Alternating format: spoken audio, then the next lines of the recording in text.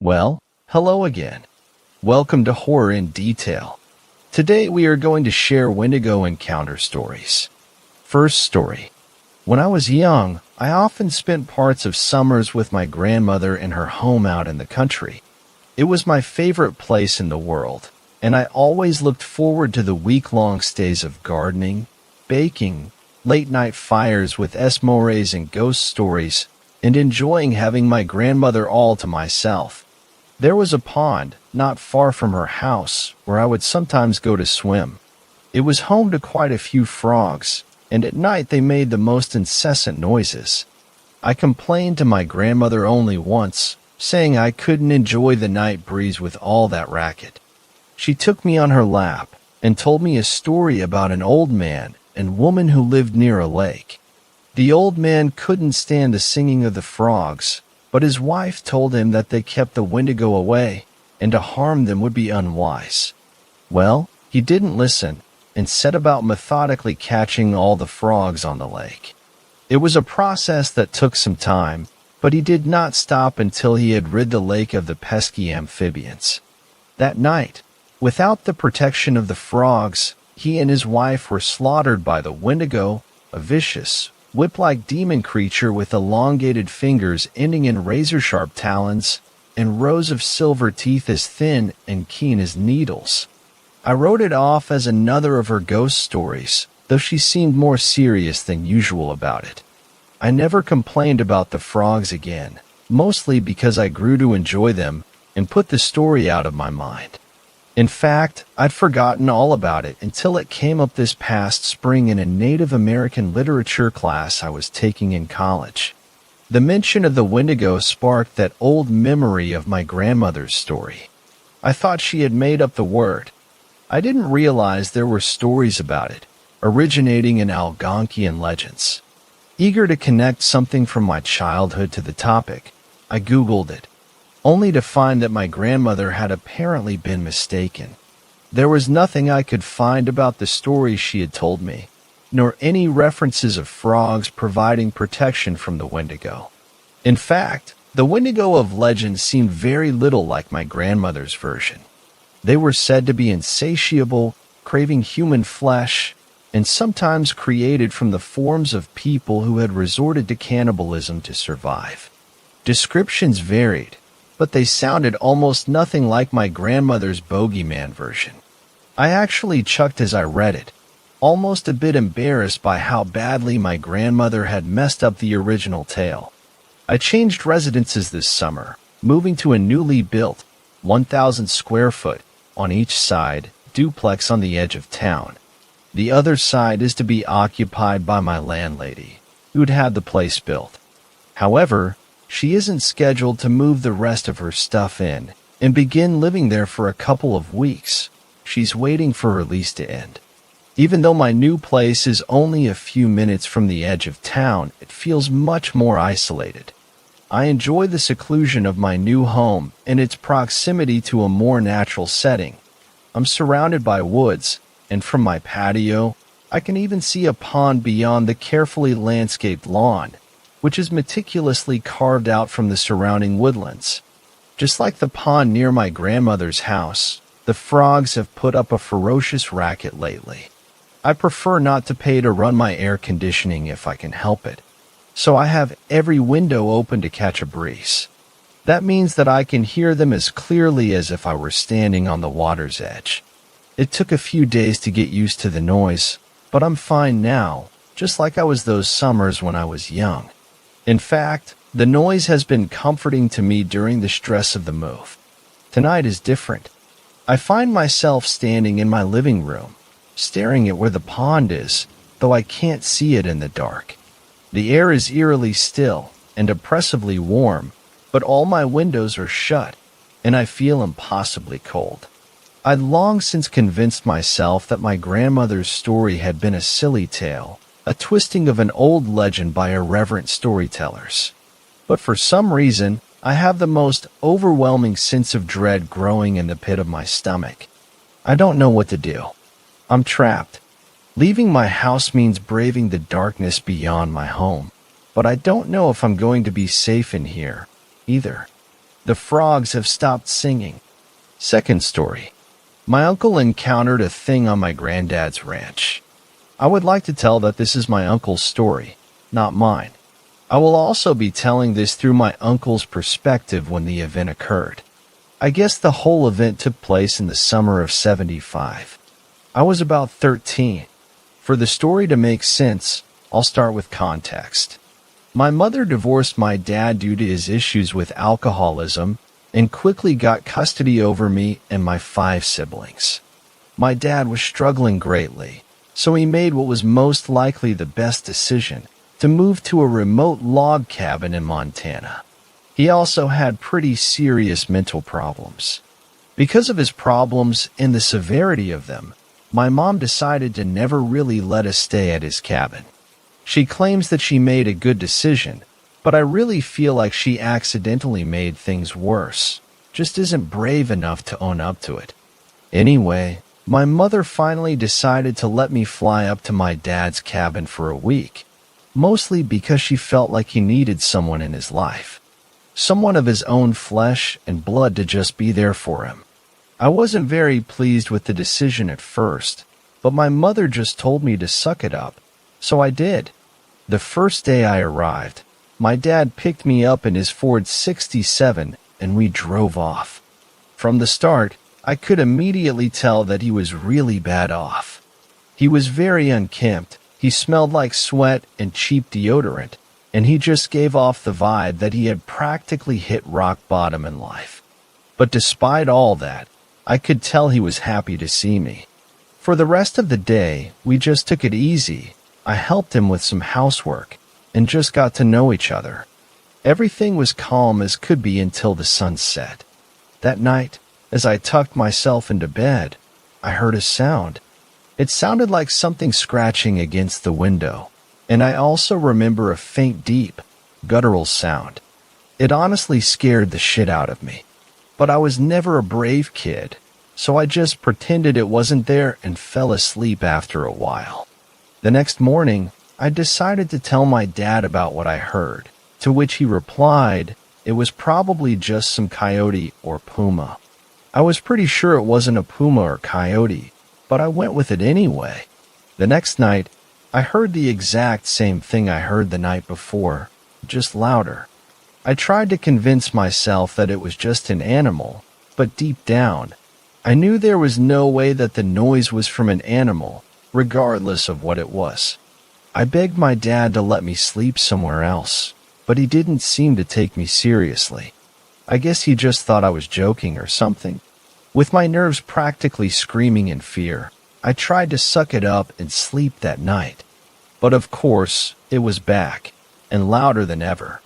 That's when I made the bold decision to look outside the window and hopefully see that my concerns were over nothing. What I saw instead stuck with me permanently. I saw some humanoid creature on hands and knees, scratching at my window. Its body was thin and very lanky, and resembled a human with white skin aside from its head. Its head was the bloody skull of a buck. We even made eye-to-socket contact. I screamed and shut my eyes. I only opened them once I heard my dad running in from his room. When I opened my eyes, the creature was gone.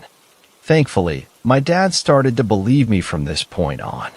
It's been about 40 years since the incident, and I still remember all of it like a nightmare you can never forget. My dad passed away 7 years later, apparently from a breaking and entering gone wrong. I don't think I want to know what they meant by gone wrong. Thankfully, my dad is in a better place now, and I just hope that one day I'll forget what happened and I'll be at peace too.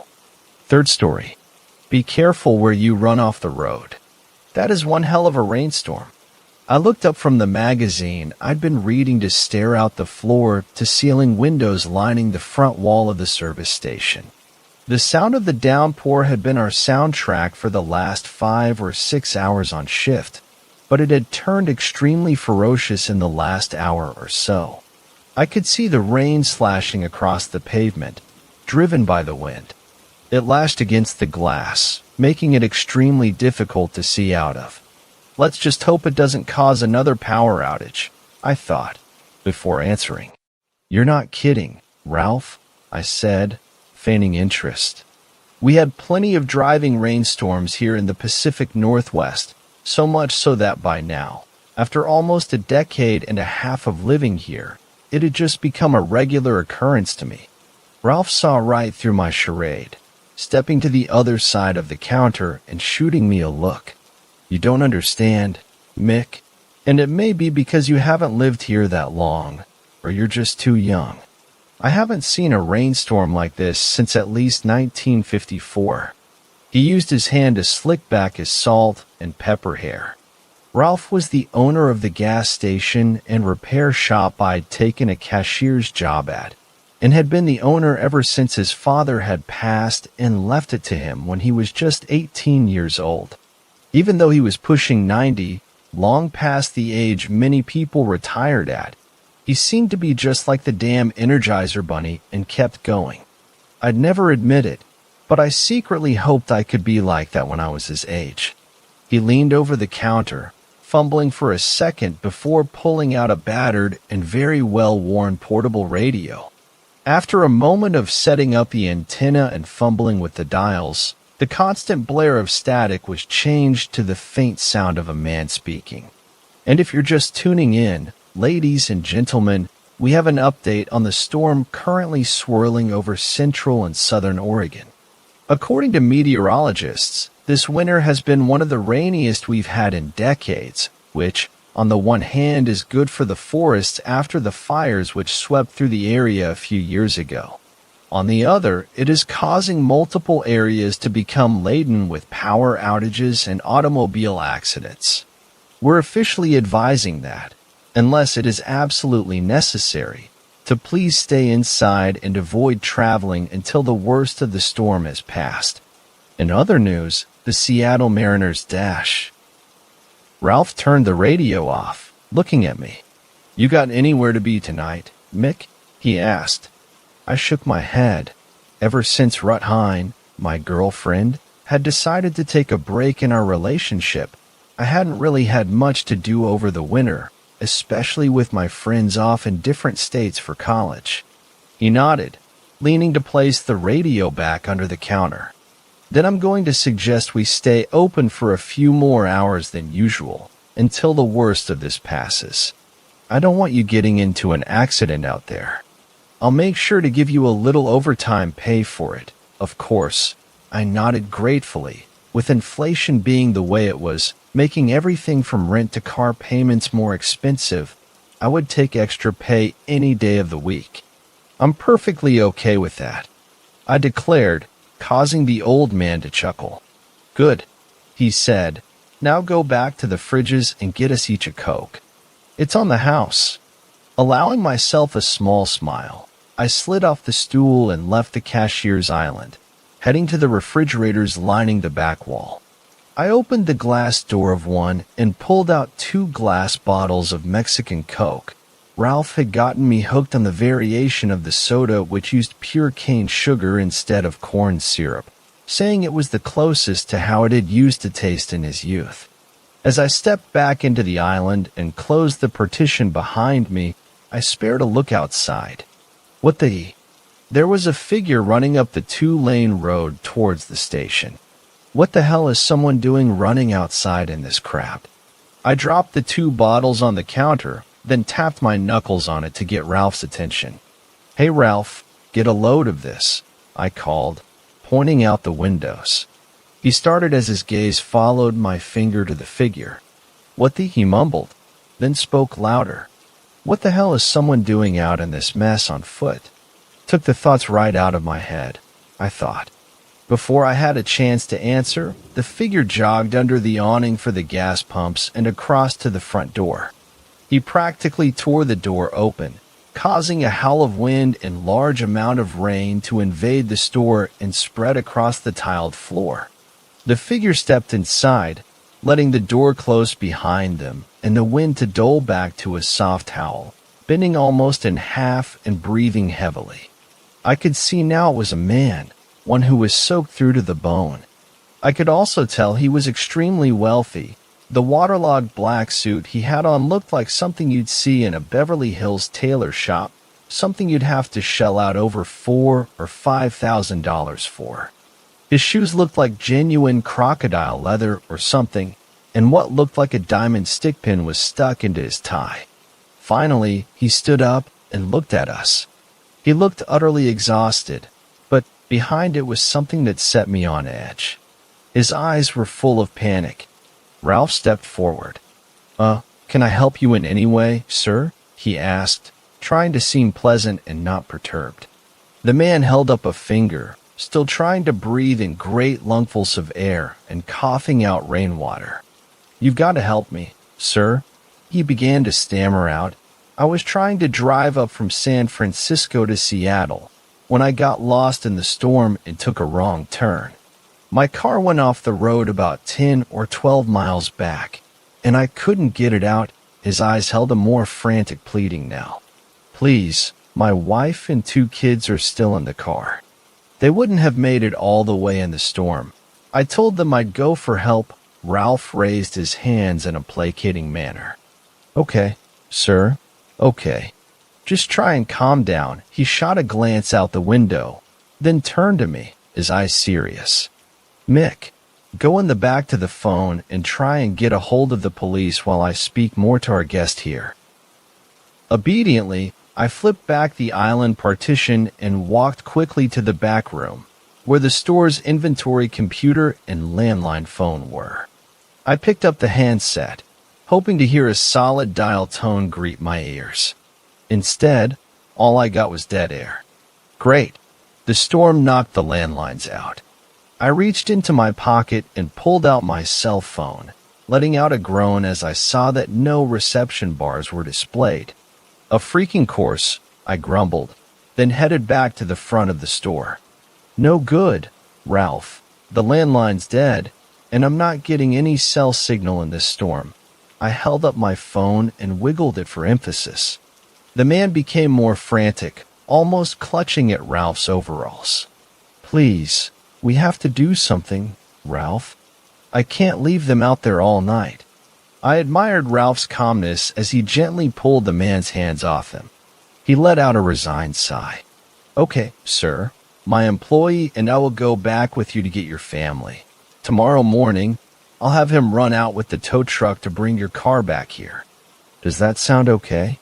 The man began to cry tears of relief, mixing in with the rainwater all over his face. "Thank you. Thank you. Never will I say anything bad again about you rural folks." I raised an eyebrow at his choice of words, but held my tongue. "What's your name, sir?" Ralph asked him. "Charles." "Charles Winsome," he replied, reaching out and shaking his hand. "Well, Charles, unfortunately my employee's car won't make it on the back roads, so we'll have to take my wrecker, and since it's a regular cab, it'll be a little cramped on the drive back." The man, Charles, shook his head. "That's perfectly fine, sir," he said. Ralph pulled a ring of keys from his belt and tossed them to me. "Mick, go get the truck and bring it around to the front door. I'll lock up and figure out where Mr. Winsome's car is." Nodding, I left the counter and jogged out into the connected garage bays. Ralph's tow truck, an extremely well-kept 1952 Dodge Power Wagon, sat in the far bay, the two-tone black and tan paint glinting in the overhead lights and its tow hook swinging lazily. I hit the button to open the bay door, causing the wind and rain to roar in as I hopped behind the wheel and fired it up, the flathead inline-6 engine roaring in the bay. Jamming the truck into first gear, I pulled it out into the storm, hopping out into the driving rain to shut the bay door behind me before pulling the truck up next to the front door of the store. Through the rain-streaked glass, I saw Ralph and Charles dash out into the storm. Charles reached the truck first, pulling open the passenger door and climbing into the middle seat of the cab. Ralph followed a moment after, heaving himself into the passenger seat. As he slammed the door, something on his face gave me pause. There was a look there that I had only seen once or twice in the entire time I'd known him. Tension. tension, and worry. He looked to me, nodding. "Start heading east on State Highway 38, he said simply, before turning his head to look out the windshield, past the rapidly flicking windshield wipers. The man usually couldn't shut up, even in bad situations. The fact he spoke so briefly made me feel increasingly on edge. The man told him something he didn't like hearing. I shook my head as I pulled the wrecker out onto the road. The hell had that thought come from? I pushed the thought away, focusing on keeping the truck in its proper lane as I squinted out past the rain, which the old, vacuum-powered wipers did a poor job keeping off the glass. For what seemed to be 15 or 20 minutes, but felt more like 2 or 3 hours, we drove in silence, only broken by the roar of the truck's engine and the lashing rain. At this point, I couldn't even tell you where on the long stretch of rural highway connecting Reedsport and most of the coast to Interstate 5 we were. I hadn't seen a single other vehicle on the road, not even a cop car, which made me feel increasingly isolated. My mind began to drift off as I kept my foot down on the accelerator. It almost feels like we're the last 3 people alive on Earth, I thought. That thought was shattered as Charles pointed out the windshield ahead of us. "There, that's where I turned off," he exclaimed. I leaned forward, using a rag on the dash to wipe away some of the steam which the truck's defroster couldn't chase away. In perfect conditions, it would have been something which nobody would have glanced at. It was so perfectly camouflaged among the trees lining the side of the road. In the downpour, it was close to impossible. I'd have driven straight by if it hadn't been pointed out to me. I slowed, and even though I saw nobody else coming, put on my blinker out of a force of habit. I could now see deep tire tracks which had been formed into the dirt and mud recently. Those must be from Charles. I shook my head. Trust a city slicker to think that road would take him anywhere near civilization. I shot a glance at Ralph as I eased onto the gas and turned the truck onto the dirt road. I could barely see him in the dim glow of the truck's gauge lights, but I could tell his jaw was set tightly, his eyes flicking from one side of the tree line to the other. What the hell has the old man so on edge? I wondered. He caught me staring and nodded, motioning to keep going. I reached down and set the truck into 4-wheel drive, then flicked on the high beams before slowly beginning down the road. The trees rapidly closed in over our heads, melting the already dark, stormy night into an almost inky blackness only banished away by the headlights. I massaged the accelerator gently. Even with 4-wheel drive, I knew a dirt road like this would be easy to get stuck on in this weather, and the last thing we needed was for the rescuers to get stuck as well. Occasionally, a pine or fir tree branch would scrape against the roof of the truck, making an almost sickening sound, before banging off the tow assembly and hook on the back. There was one thing I was grateful for. The rainstorm seemed to be letting up somewhat. It was becoming easier to see out the windshield, and the truck was eating up the dirt ruts. I followed the tire tracks I saw in the mud, knowing, like breadcrumbs, they'd eventually lead us to their source. And as we rounded a corner, I spied it. In the bright yellow beam of the headlights, I could see the back end of the car peeking out from the side of the road where it had gone off. It was, indeed, an expensive car. It looked to be a brand new Bentley Flying Spur, something I'd only seen in YouTube videos and in car magazines. The hazard lights were on, lighting up the surrounding area in bright orange pulses. Charles let out a relieved sigh. "Oh, thank God. I hope Desiree and the kids." He trailed off. "Charles, what's the matter?" Ralph asked him, but as we drew closer, I already saw what had made his sentence die away. Both of the rear doors, along with the front passenger door, stood wide open. I could see the expensive wood and leather was soaked from the rain, meaning they'd been left open for a fair while, at least. The overhead dome light of the car was on, and from this distance, I saw no movement inside. What the fuck? I whispered out as I brought the truck to a halt about 5 or 10 feet from the car. All at once, Charles turned and began pushing against Ralph. "Let me out! Let me out!" he yelled, his voice almost painfully loud in the truck's cabin. "Easy, Charles, easy. Wait a minute," Ralph exclaimed, trying to hold the man back, but he'd already reached across to the door handle, pushing it open and beginning to crawl across him. A moment later, he dropped out of sight, falling to the ground with a squelching sound from the mud. I could hear him swearing as he fought to get to his feet. I began to open the driver's door when Ralph grabbed my arm. "Mick, stay close to the truck," he said, in more of a stern voice than I was used to. I shot a look at him, his warning sending a small shiver up my spine. "Why?" I asked cautiously after a moment. He didn't answer me, only pushing the half-open passenger door all the way open and hopping out. After a moment's hesitation, I leaned down, fumbling under the driver's seat for what I knew the old man stashed there. My hand came up a moment later holding an old, well-oiled and well-taken care of revolver. I had been sent out on several tow jobs when Ralph or the other mechanics couldn't do it, sometimes to less than ideal towns around the area. I'd been told it was there if I needed to protect myself. Now kind of seems like one of those times, I thought as I twisted the door handle and launched myself out into the rainy night. The storm had definitely let up a bit now. The rain had slacked off, though it still hit my face and exposed hands hard enough to sting slightly.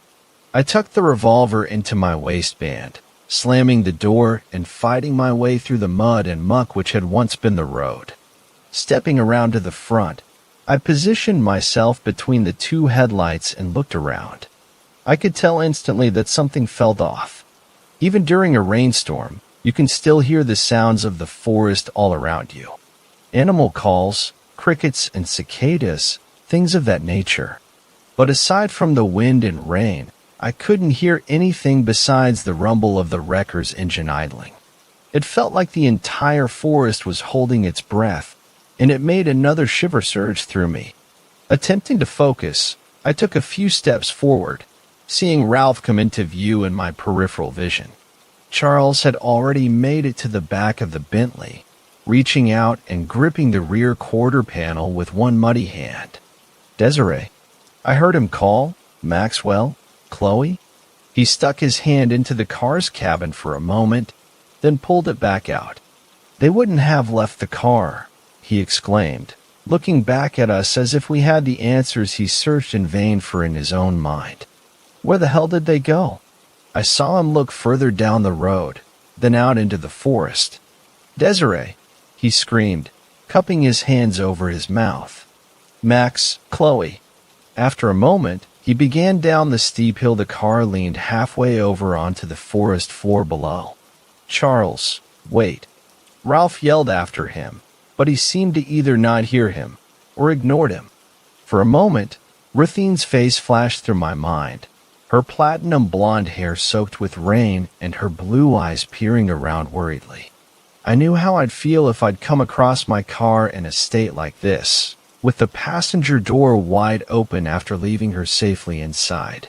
The emotions the image carried pushed away Ralph's warning, along with any negative feelings I had about the wealthy man, and I struggled forward until I, too, reached the Bentley. I heard the quiet rumble of its engine still running and spared a glance inside, seeing no sign of life among the brown leather and wood. Then, I reached down to my belt and pulled a waterproof flashlight from it. Clicking it on, I shone it down to where Charles had gone. I saw him, standing among the ferns and looking around frantically. He looked up at me, then motioned for me to join him. "Come on, I see footprints down here. We'll find them quicker with the flashlight." Without thinking, I braced myself and began sliding down the hill. "Mick, wait," I heard Ralph shout. I heard a hint of desperation in his voice, along with something else. Was that fear? It made me hesitate as I continued sliding down. I'd never heard the man have any fear in his voice before. But it was already too late. I'd reached the bottom of the hill, coming to a stop next to Charles. He pointed down, and I aimed my flashlight, seeing an adult's footprints, along with two smaller sets clearly visible in the soft earth, filled with water. I followed them with the beam, seeing they led away into the woods. I spared a quick glance back up at Ralph. He hadn't moved from the top of the hill, still looking down at us. I couldn't see his face in the dark, but his body seemed tensed up. It made mine do the same, and I looked around, for a moment feeling like there were eyes on me. But I saw nothing. "Come on," Charles said, tapping my shoulder and beginning to follow the tracks. I let out a deep breath, then pulled the revolver from my waistband. Gripping it tightly in my wet hand, I followed, slowly. We only made it about 50 feet into the forest when he stopped. "Wah." I heard him breathe out, and hearing the fear and confusion in his voice, I hurried to his side. When I reached him, I again aimed my flashlight beam down, and felt a similar sense of confusion wash over me like a wave. The 3 sets of footprints ended abruptly here. I flashed the beam around, before aiming it back down. They didn't go off in any other direction, and unless all 3 had pulled a Danny Torrance and walked backwards in their own footsteps, they hadn't gone back. It's like they just disappeared. The thought made the uneasy feeling I had welling up inside me amplify, and I again was overcome with the feeling of being watched. This time, however, it did not go away when I looked up. If anything, it intensified. Tendrils of fear began to creep up on me over the uneasiness, though I couldn't tell why. That's when Charles spoke. "Hey, is it ever this still out in the woods?" he whispered to me. I shook my head. No, it's never this still." I looked around. "Something's not right here, man. We should go back to the truck. Try and call the cops again, get them out here. They'll have an easier time finding your wife and kids than we will." He looked at me, a look of despair and fear etched across his face, but eventually he nodded at me, and we turned and began to slog back towards the hill. Daddy, both of us stopped dead in our tracks at the sound. It had been quiet, almost too quiet to hear over the rain and wind, but the stillness around us allowed it to bleed through. I felt the strongest chill go up my spine, forcing me to let out a gasp of air. I saw Charles turn around rapidly. For a few moments, there was silence. Then, Daddy, that had been a different voice, a little girl's voice. "Max," Charles whispered out into the night. "Chloe." Silence for a few more seconds. "Help us, Daddy," came the whisper from somewhere off to our right. "Charles," came a low, husky woman's voice from off to our left. I suddenly felt as though I was a cowboy in a Western movie who had just realized he'd stupidly walked blindly into an ambush. Or some dumbass in a horror movie who went to investigate a noise, knowing they'd likely get disemboweled. I couldn't tell why, but the 3 voices which kept whispering at us just sounded wrong. They sounded off. It wasn't by much, but just enough to be noticeable. Apparently, not to Charles, though. He turned to me and snatched the flashlight out of my hands, then began to run back the way we'd come from. "Sweetheart, kids, wherever you are, follow my voice," he screamed. Suddenly, I heard Ralph's voice loudly and roughly call out from behind me. "Mick, get the fuck back up here, now." His use of the F-bomb startled me. The man was old-fashioned to a T, and that included rare, if any, use of swearing. It sent a new staple of fear through me, and I began to back up towards the sound of his voice. "C.H. Charles." I called out, but just as quickly, the sound died in my throat as I saw a faint light appear, first from one direction, then another, until I saw multiple faint blue lights coming in our direction from everywhere out in the forest. I felt my jaw drop open as I stared at what emerged into view. "What the fuck?" I cried out. If you're old enough to remember analog television, you'll remember how, when nasty storms came through the area, it would cause the screen to fuzz in and out with static and snow. How, faintly through it, you could sometimes see the figures of the people on the screen, just an outline visible. That's what they looked like. I could see the faint, human-like outlines as they almost seemed to glide forward just above the ground. But there were no definitive features to them. Instead, their bodies seemed to comprise of actual static. I could see the flickering lines move from one side of their figure to another. I couldn't see any eyes, either, but I got the definite feeling they could see just fine. In my mind, I pictured Wendigos or something appearing from the tree line to leap at us when the feeling of fear had washed over me. But the feeling these things gave off was infinitely worse. I have never felt such dread and fear in my life as I watched them approach us. That was when I began to hear the whispering. It was soft, like a lover calling to their partner from the bedroom, but it held such sinisterness to it that I almost felt as though I'd piss myself. I heard first a single whisper, then another, until it became almost a deluge of overlapping whispers. I couldn't tell what they were saying, and I honestly am thankful for that. I already wake up in a cold sweat almost every night just from the inaudible whispers in my dreams already. And then a distinct whisper cut through them. "Daddy," it was a little boy's voice, and instantly, I knew it had to belong to Charles's son, because of his reaction. He stumbled forward more, and I heard him begin to sob. "Max," he whimpered out. "Join us, Daddy." I heard the whisper of a little girl call. The woman's voice spoke again. "It's so beautiful, Charles. Join all of us, so we can be a family." Forever, I saw the man fall to his knees as the flickering shapes began to encircle him. "Charles, run," I yelled out, still backing away slowly. But he didn't. Instead, he dropped to his knees, now loudly sobbing. I yelled at him again. "Charles, get the fuck out of there." At the same time, I heard Ralph yelling for me to run, but I was too transfixed on the sight in front of me. By now, I could see there had to be 20 or 30 of the shapes gliding out of the forest.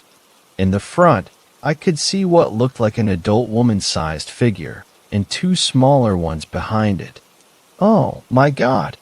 I opened my mouth to yell for Charles to run again, but it was already too late. The three figures had reached him, while the others slowly closed the circle they'd formed around him. I couldn't hear the woman and children's voices whispering from the cacophony anymore, but Charles must have been able to, because he began crying out. "I didn't desert you. I told you I was going for help. I told you all the wait in the car." And then he tumbled onto the ground. Between the flickering figures, I saw him curl into a ball, could hear him sobbing loudly. The circle of figures had reached him, and almost as when they began to lean down over him. I couldn't tell what they did to him next, and I think I was blessed to not have. But I heard him begin to scream. It was the most frightened, pained, agonizing scream I've ever heard a man, no, a human being, ever let out in my life. It was as if he were being simultaneously burned alive, tortured, and slashed all at the same time. It felt like it lasted forever, though in reality it had to be less than 10 seconds. Then, all of a sudden, the screaming stopped. The whispering stopped. The forest went entirely still again, a deadly silence this time. I had frozen still at the man's scream, and barely letting out any breaths, I slowly brought up my right foot and stepped backwards, trying to make as little noise as possible. Crack. I froze as my foot came down on a branch, the sound of it breaking shattering the stillness. Oh, no. I knew I just made a terrible mistake. The figures had still been crouched over where they'd done, whatever they'd done to Charles. But now, once to back up, turning to look at me. It was close enough now that I could see something, which, to this day, I wish I hadn't been able to. From a distance, I thought they had no visible eyes. But now, I could tell it did. They stood out among the flickering blue static because they were as black as coals. As black as I felt the deepest pits of hell must look like. And they held a twisted, predatory look in them, the way a tiger might gaze at its next meal. "Oh, fuck me," I whispered out as more of them stood back up and looked at me, raising the revolver to point at them. I doubted that it would do anything to them, but I was not going to go down without a fight. That's when I heard a whisper cut through the rain. "Mickey." I felt frozen to the spot, and I swallowed hard. "Arathine." I forced out between my lips. I knew she wasn't anywhere near here. She was up the coast at her friend's house in Florence. And yet, I know I heard her voice. The British accent had been unmistakable. "Mickey, help me," her voice called out again. For a split second, I swore I saw her face appear out of the blue static in one figure's face, and I felt myself begin to cry. No, how is that possible? "Mick, listen to me, turn and run, my boy, before they get to you." Ralph screamed, his voice snapping me out of the trance-like state I'd been in. Ruthine's face disappeared from the figure, and I saw them begin to move towards me. I felt in control of my feet again, and I turned, feeling as vulnerable as ever, having my back to the things, and began sprinting through the grass, moss, and muck. It felt like a mile to the hill, but a few seconds later, I slammed into the wet grass and began to climb, my fingers digging into and tearing away the ground at times. The revolver began to impede my grasp, and I dropped it, hearing it fall away back down the hill. I was halfway up when I heard Ralph call again. "Climb, Mick. Don't look back. Just keep climbing." For whatever dumb reason, I still don't know why, hearing that made me do the complete opposite and look down, back towards the bottom of the hill. And I screamed. All of the figures had reached the bottom and were beginning to climb rapidly after me. One thing I could tell now as they used their hands to dig into the soil was that their hands ended in what looked like black claws. "Oh, fuck my life," I screamed inside my own head. And then I felt a hand seize the collar of my jacket. I screamed louder as I felt something drag me up the hill roughly, until I was lying on my back in the mud of the dirt road. Ralph's terrified face appeared over me, and he reached his hand out. After a moment's confusion, I shot my own out and took it, being dragged to my feet by the old man with more strength than I ever knew he had. "Get back to the truck," he yelled, then shoved me forward. I didn't hesitate this time. I turned and sprinted for the truck, hearing him following close after me. Grasping at the handle, I tore the driver's door open and hauled myself up into the cab, Ralph doing the same on the other side. We slammed the doors shut, and I reached down, grabbing the shifter in shaking hands and almost wrenching it into reverse. As I did, I glanced up and out the windshield, and screamed again. The Bentley was completely surrounded by the figures. There were even more now than there had been at the bottom of the hill. I don't know exactly how many, but I'd say at least 50 of them, if not more. They stood, their bodies shimmering as their coal-black eyes watched us. Then they began to move forward. "Go," I heard Ralph weakly call out through ragged gasps due to running, and I slammed my foot down on the accelerator, the thick, chunky off-road tires digging into the dirt and mud, shooting the truck backwards. Slowly, the shimmering shapes began to fade away in the distance. Why they never followed, I'll never know. Maybe they knew they couldn't catch us. Or maybe they'd already had enough with their prize at Charles. All I know is I kept my foot down until I was able to turn the truck around, and then tore down the dirt road until we came back to the main road. I'm fairly certain I never let up off the gas until the two of us made it back to the station, where we both spent the rest of the night. The next morning, when the phone lines came back on, Ralph telephoned the police. He told them Charles had come through the station, asking for help. But instead of telling the truth about taking him back, he strangely lied something he didn't ever do, and told them he ducked back out after he'd refused and headed back the way he'd come. When I asked him why he'd done that, he refused to say anything. The only thing he would tell me was this: "I've lived in this area for almost a century, Mick.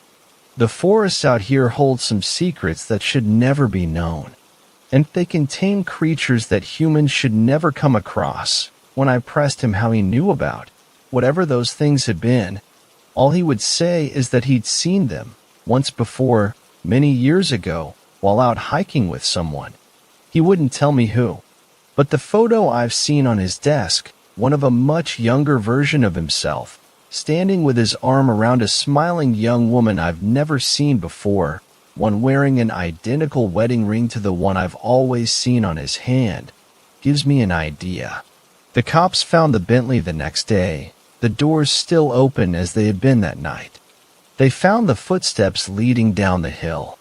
They even found Ralph's revolver, the sheriff giving it back to him a week later with a strange, knowing look. But they never found a trace of Charles or his wife and children. I honestly knew they wouldn't. It's been almost 4 months since that hellish night. I'm still working for Ralph, as the man saved my life that night. I could never repay him enough for it. Besides, now he's hired someone else to run the tow truck when he or the mechanics can't make it out there. For that, I'm grateful. I could never step into the cab again. I tried once, but the memories of that night caused me to begin shaking uncontrollably. But aside from that, things have slowly begun to get back to normal. Well, as normal as you can when you know there are things like them in this world. I know I'll never know what they are, and I honestly don't want to. I just hope over time, the horrors of that night will slide from my conscious memory. I'm back with Rudhine now, having convinced her to get back together.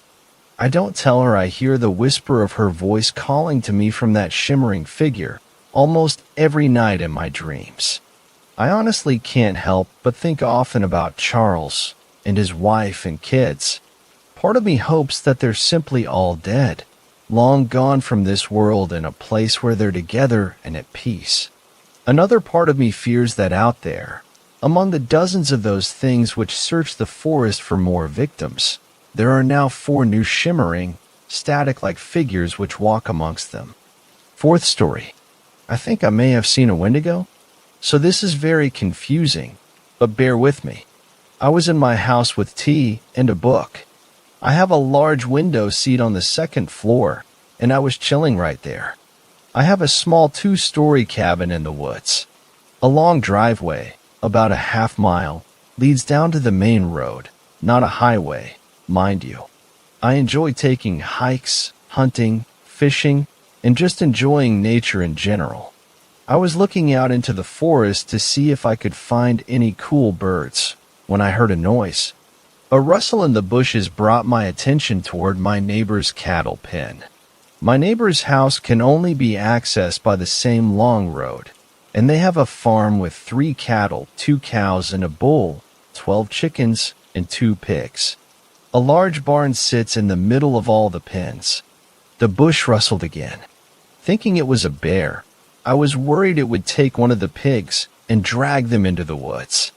This has happened once already, sadly. I grabbed my old hunting rifle.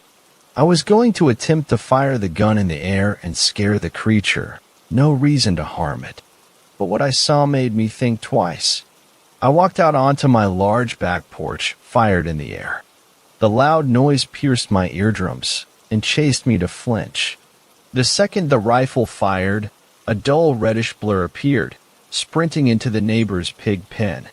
It got on all fours and grabbed the poor animal with its mouth, then sprinted back into the forest, with the swine clutched between its jaws. Holy shit, I yell after seeing this.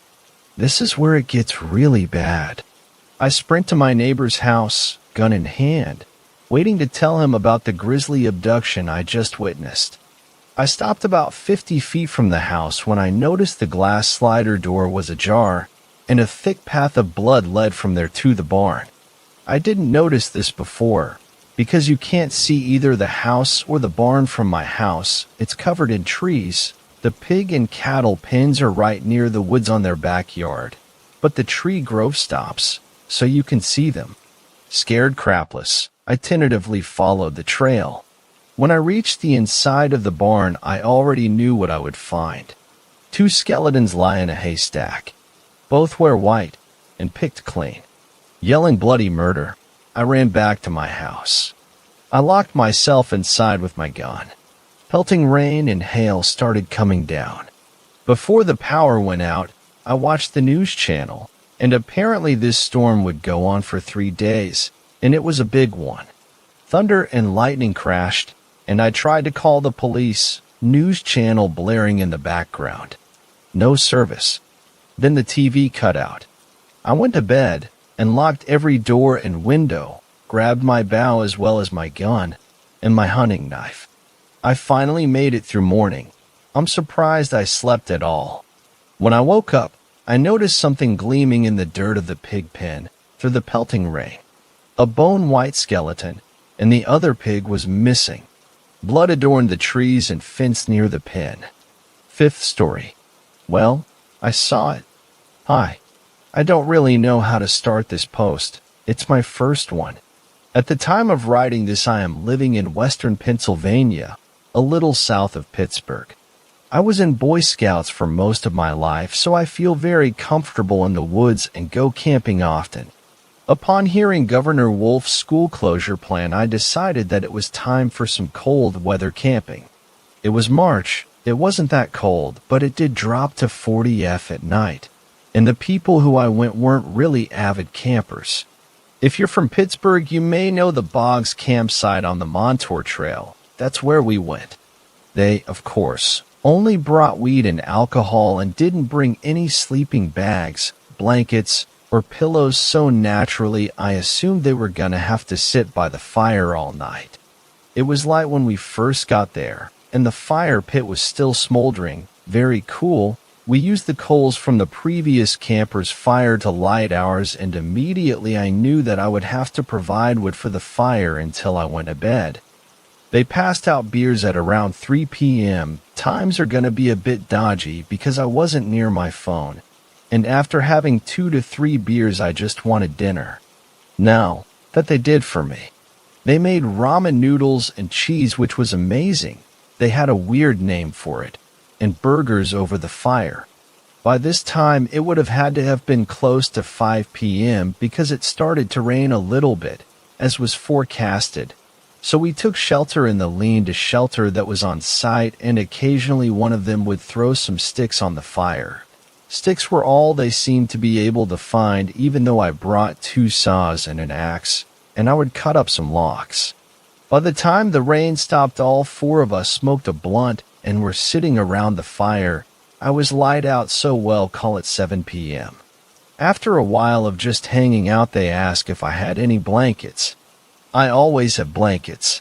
Nothing special, but we've had some pretty bad snowstorms in the past, and a couple scratchy car blankets are always useful.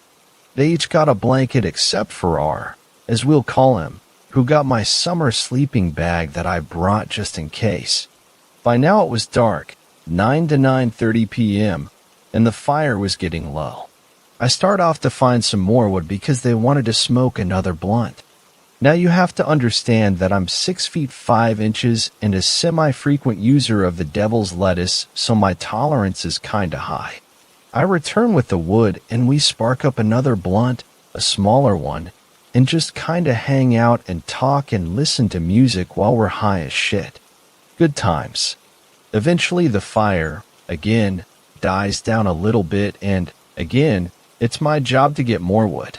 Because we had been there for a while, and there were people there before us, most of the wood near the shelter was either really small or all used up, so I had to keep going farther and farther away from camp to find wood. 12:30 a.m., close to 50 F still, so we're all doing well. I have a flashlight, a really nice one that I use for scuba diving, that is kinda bright, so I use it on the low setting on land. At this point, I'm far enough away from camp that my friends can't really see me, There's like an embankment between the Montour Trail and someone's driveway that you have to cross to get to more woods. But I'm comfortable alone because I knew what I was doing and they could FS hear me if I needed them. I start to hear a weird whistling sound, kinda like someone inhaling through a snorkel, but I chalk it up to the wind. The air was starting to get kinda cold, so I just took back what I had and put some on the fire. 1 to 2 a.m., 40 F with some wind, nothing severe. I have on 2 long-sleeve shirts and an army surplus coat that is super warm, but my friends are in windbreakers and hoodies and, oh yeah, it's raining. Off to get more wood. This time I started taking into consideration the type of wood that I would collect. There was a lot of pine, but that burns fast, which is why I had to go collect it so often. The stretch of woods near the driveway was pretty much all pine. A few maples, but nothing big. So I keep walking knowing that this area has both conifers and deciduous trees in close proximity to each other. As I'm wandering and collecting wood, I notice that the rain has turned to a super fine snow. Time to head back, just in case it picks up. Then the whistling started again, a lot louder now. Okay, weird. There isn't any more wind than there was before. Maybe it changed directions. I keep walking. By now I can hear the music from camp and pick up the pace a little bit. Just as I summit the embankment and prepare to clamber down the other side, a loud noise echoes behind me. Tree fell? Shining my flashlight around, I couldn't see any signs that that was the case and didn't see any source. Deer knocked something over? In my head it doesn't matter because I'm back at camp anyways and I can try the marsh behind our shelter next time. 3 a.m.? They were cold. The temperature dropped to around 30 F and the wind and snow had picked up. Car blankets helped the boys a little bit, but they weren't able to go sleep in the tent that I brought without freezing, except for our who slept like a rock all night after about 3:30. We decide to finish off the weed and give the last beers a good talking to. For 30 a.m., I'm about ready for bed at this point because I'm not super high or drunk or anything, but I was definitely tired. I offer to go collect more wood before I retire to my 0-degree sleeping bag and cot. I camp comfy when I don't have to carry it far, and they said they would join me. They must have been cold. We split up, and I end up heading back to where I was before, except this time I left my flashlight on high, and I made a bunch of noise to scare off that deer or whatever that was there earlier. I end up a little further away from camp than I had intended to be because there were only pine branches on the ground over here. Then the whistling starts again. This time I could tell the direction it was coming from, my left, and shine my flashlight around that area before just returning to collecting wood. Then the sound stops briefly, then picks up again in a different direction less than a minute later, this time in front of me and a little to the right, back into the pines. Maybe the branches of certain trees catch the wind just right and make the noise. I think, whatever, and move on. Then on my way back, the noise was following me, darting from left to right, but always like right behind me. I don't see anything, so whatever. Then the noise makes like one sharp whistle and pauses. Then I hear it. Damn, it's cold out here. It was R. But I couldn't find him with my flashlight, so I called, "Where you at?" And it sounded like he turned around because I heard a branch snap and a bit of movement. I pointed my flashlight at where the sound was coming from, and I didn't see her anywhere. Maybe he's behind a bush or a tree or something. I call out again, "R." No reply this time. Yikes. He might be lost or something because we weren't at camp, and he saw my flashlight moving, so he came to look. "R, where are you?" Nothing. Then, louder, "I'm going back to camp," because I thought he was trying to scare me. Shining my flashlight around one last time, I spot something dive into a bush about 40 feet from where I had heard or turn around. "I see you, big man. Grab some wood and come back." He's 6 foot and 230 to 250 pounds. I shine the light around for a few more seconds, then turn around again and start walking. The whistling is back. Cool, love that. No matter what speed I moved at, it always seemed the same distance away. I decided that I'd just kinda sit under a tree and wait for her to pass by because he had to come back sometime, right? I wanted to save the battery of my flashlight, so I turned it off and closed one eye, so it would adjust faster. By now the snow had picked up a good bit, which is another reason to stop, in case her got lost. I couldn't really see super far because there was a lot of cloud cover despite it being a full moon. The whistling never got closer, but it did start to move around a little bit, in a really odd circle. It would start in one spot, stop, then promptly start in another spot that was in a different direction.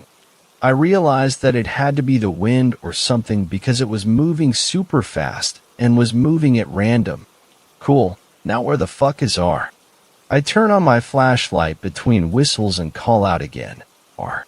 It's important to note here that the whistling never picked up while I looked around. It normally only stopped for a second or two. It was super quiet.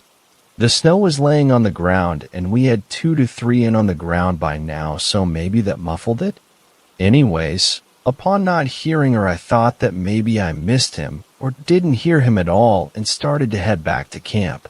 As I stood up and brushed the dirt off my ass, I shined the flashlight around one more time. I was thinking in my head, I definitely heard him. After I stood up with the wood in my arms and began to walk back towards camp, I saw something move out of the corner of my eye. My flashlight, being a diving light, has a wrist mount that I was wearing so I could use it and carry things. I turned towards and scanned the area with my flashlight. Nothing. Fucking deer. Not even 4 steps more and I saw another movement. Now the whistling was back. Damn, that gets annoying. Sounds like a fat guy who just ran up the stairs. Flashlight was on low, so I could see maybe 40 feet around me and didn't see anything, but I knew it was time to pick up the pace. Now the whistling was followed by flashes of movement. Great. It's not the wind.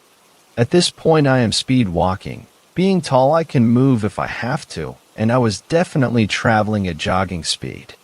R, a lumbering beast when he runs, could not move this fast or this quietly through the woods. Nice, another thing that it's not. I decided to turn off the flashlight and move into some brush that was close by.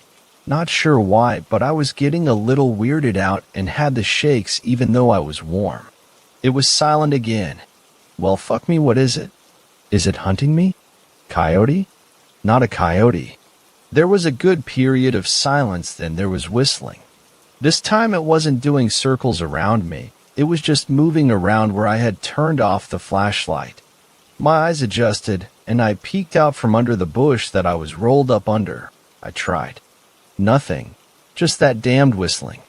By this point I was pretty much sober. Like if I got pulled over, I could nail the field sobriety test. I waited for a little while the thing just kinda looked around. Then I heard it speak.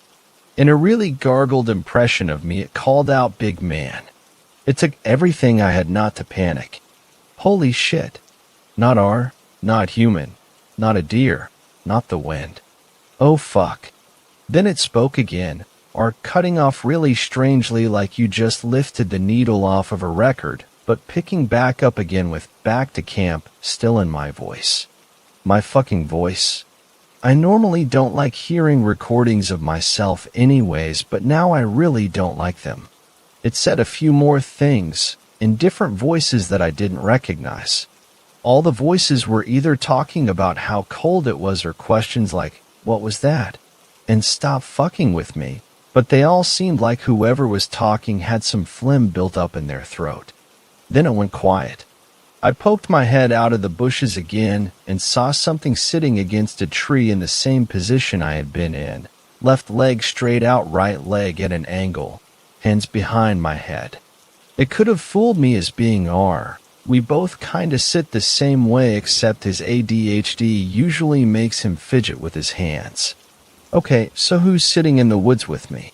I lay there, silent, and just watch. It begins to whistle, so that's where that was coming from. It moves its hand around in a fist out in front of it, the same way that I look around with my flashlight. and then started to stand up. Oh fuck, it's tall. I only weigh 166, skin and bone mostly, so when I say that this thing was skinny, don't take it lightly. I could see how thin its long, spindly arms were silhouetted against the snow that coated a bush behind it. When it stood up, it was hunched over. Not sure if I was slouching when I stood up, but I certainly do slouch. It walked a few paces away from the tree and stood up the whole way. Holy shit. I worked with backdrops for Threader Productions, and the walls we use the most are around 8 feet high, and this thing would have easily been able to see over one. I'm talking by at least a foot. It slowly peered around. No hair on its head, and its side profile showed a super disfigured skull. The jaw hung pretty far down, and there weren't really lips that stuck out, but it was hard to tell because of how dark it was. It let out one final R. Big man, kinda like someone with tortures would say it, because they were just random words that it strung together. Then it screamed. My dad used to take me to air shows a lot as a kid, and this has to have been the same pitch and volume as an F-16. I couldn't move. It peered around, head just seemingly sweeping the area. Then it crouches down and leaps for a tree with the lowest branch being around 10 to 15 feet and lands feet first on one of the branches and sits there, squatting, whistling, and just staring around. Then it takes off. Faster than should be allowed in nature. I count 10 in my head. The forest sleeps. I slowly make my way out from under the bush and begin to creep back towards camp, this time avoiding using my flashlight or making any noise if possible.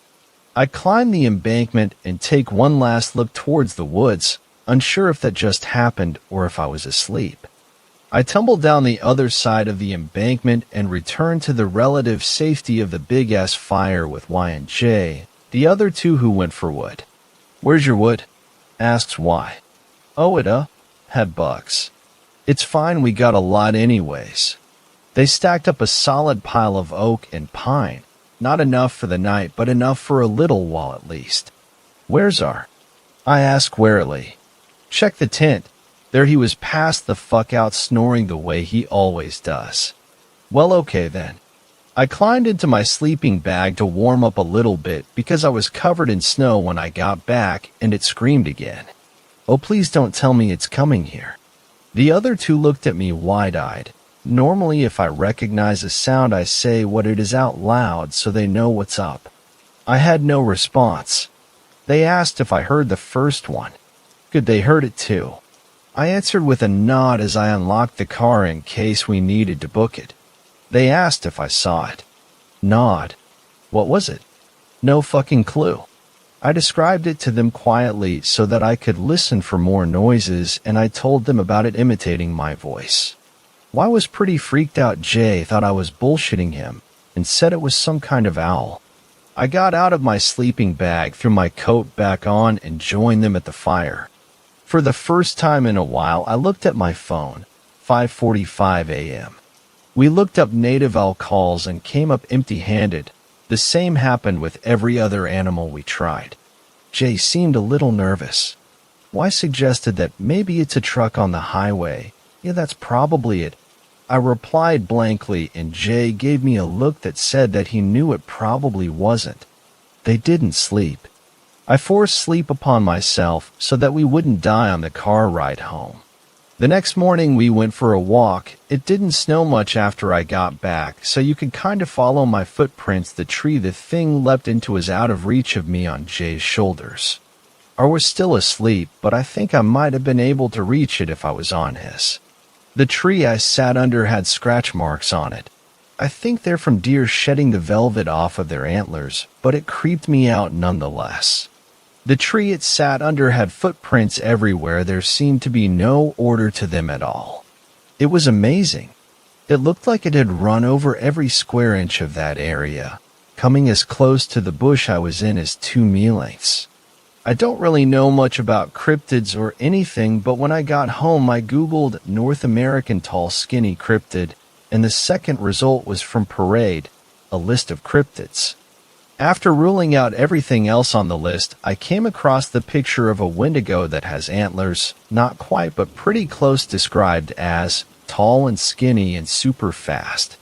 I did my research and every picture has antlers, but I can't find any evidence that, other than a few movies, it had antlers. IDK. What I saw definitely didn't have antlers, but it matched everything else, even down to the whistling. Thanks a lot for watching the video till the end. Subscribe to our channel Horror in Detail. Drop your opinions/suggestions in the comments section, and like the video as it helps with the YouTube algorithm.